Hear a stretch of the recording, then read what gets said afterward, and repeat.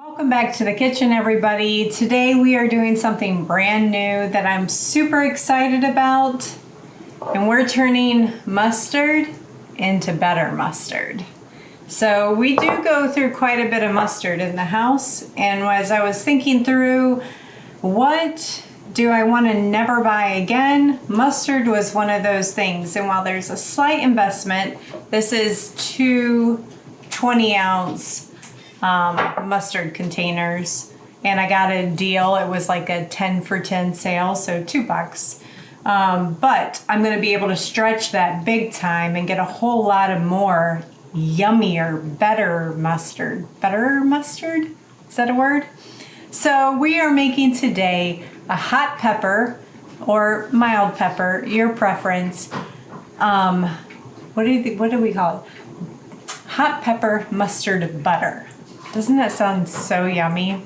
So I'm imagining the way that this recipe reads, it's gonna be something very similar to the way that we use cowboy candy or zucchini relish or our onion jam in this house, and it's just gonna be one of our go-to condiments. So let me walk you guys through the ingredients, then we're gonna get right into it. I think it's gonna go pretty quick. But first I gotta let my dogs out. Come on, go outside. So I did, a lot of these are frozen. And Todd was worried that they were going to break my dicing attachment, and I tested it and they do not break my dicing attachment.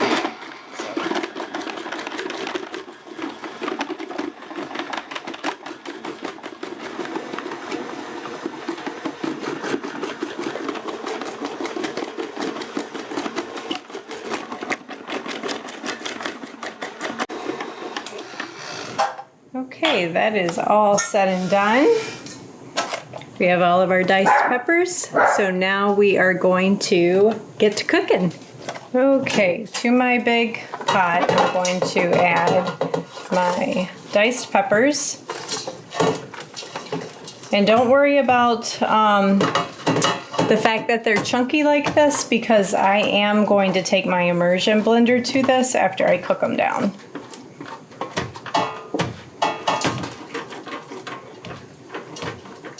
I guess if you wanted chunky mustard, you could leave them chopped, but I don't. I want a smooth mustard.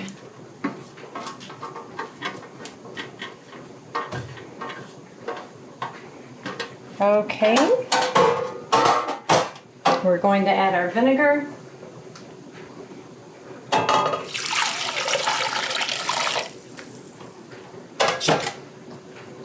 Our sugar. Our mustard. Well, you know what I just did? I guess I just poured all that sugar in there, and I forgot I wanted to save off some of the base mixture and add honey. Just don't forget you can do that.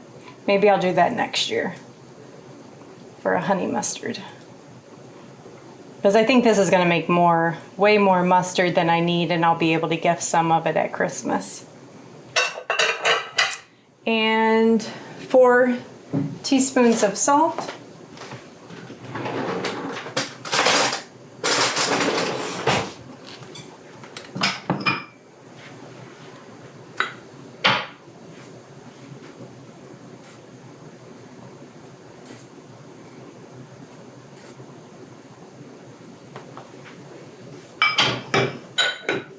Now we're going to just bring this up to a boil together.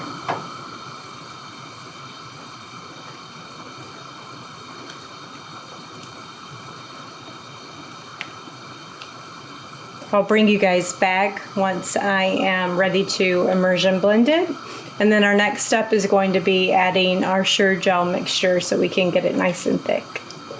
Alrighty, it feels like my sugar is all dissolved, so I'm going to take my immersion blender and we're going to go in there and get this all pureed up.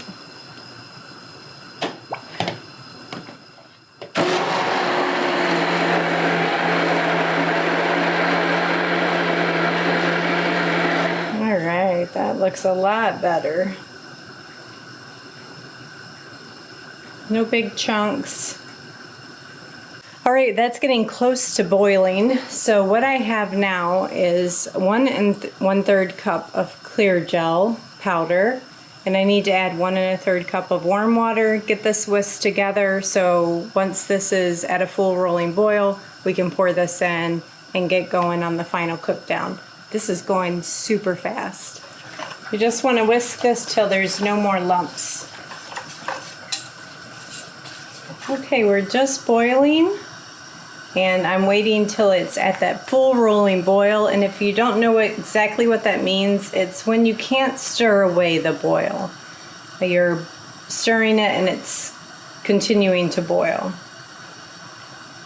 Okay, we'll call that the full rolling boil. Now we need to add this mixture, our clear gel, and we're going to stir that, bring it back up to a full rolling boil, and keep it there for 1 minute. Ooh, getting thick. Let me turn it down some.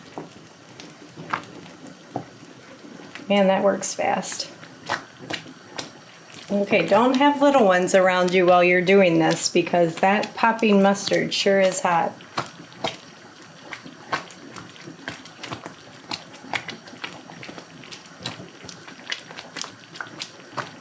Okay, I'm gonna call that good. Okie dokie, Smokey, let's head on over here. I've got my jars prepped. They just came out of the dishwasher, so we're gonna get these mustard ladled in and then we're gonna be ready to can. Alrighty, come on down here. I don't even know if I have enough jars. We're gonna have to see how this goes. And you wanna go, when you're filling your jars, to a 1/2 inch of headspace.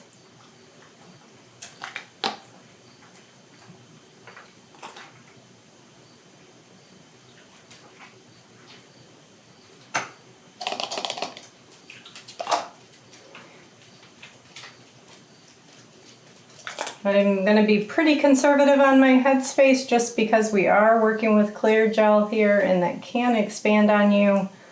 So if anything, go conservative on your headspace.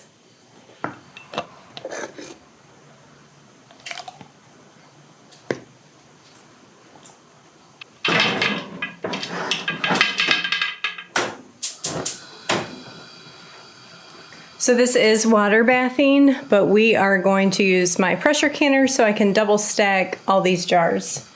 So the first thing that I need to do, I ended up having 3 or 4 extra jars, which is great, so I didn't have to get out and wash anymore. I'm just going to wipe the rims with vinegar.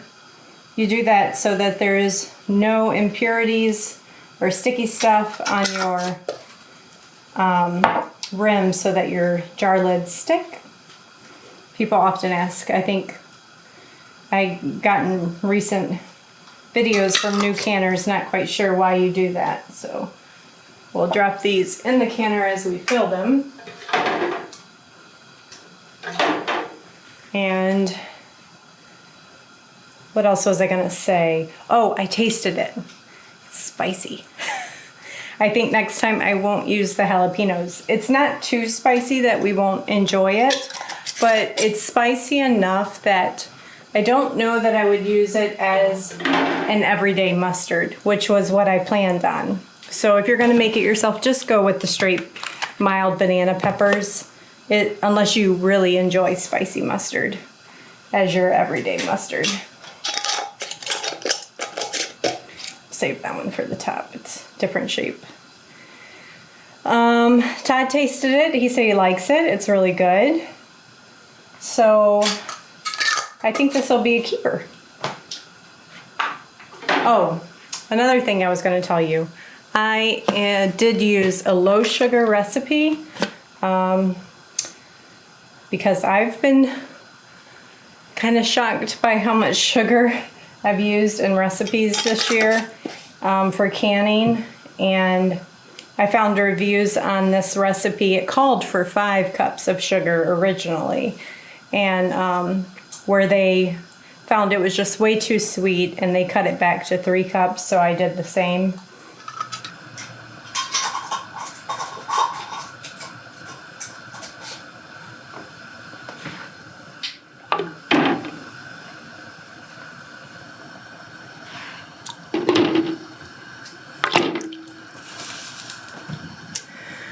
Okie doke, we are going to bring this up to a boil, get the lid on. I'm not gonna seal it, I'm just gonna set the lid on, and we need to water bath this for 15 minutes.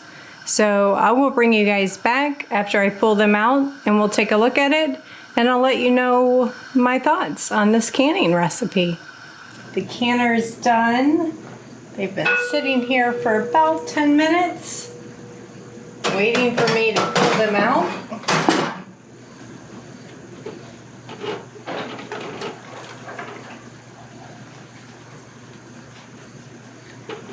Todd and I were just talking about all the ways we can use this, and he was mentioning like Sloppy Joe's is just one of those family favorites and how good it would be on Sloppy Joe's. We often have chili dogs for lunch, some yummy paninis. We love grilled sandwiches, of course hamburgers. As a rub for barbecue. I think there's just so many ways we're actually going to use this that I think if we can adjust, it can definitely be an everyday mustard for us. But I think, again, one of my recommendations is personally, for my flavor profile, and we do like spicy, but I think I just won't add at least as many jalapenos next time. Jalapenos, guys. I see your comments on how I say that. I'm working on it, but I've been saying it that way for 45 years. Don't expect me to get it right every time.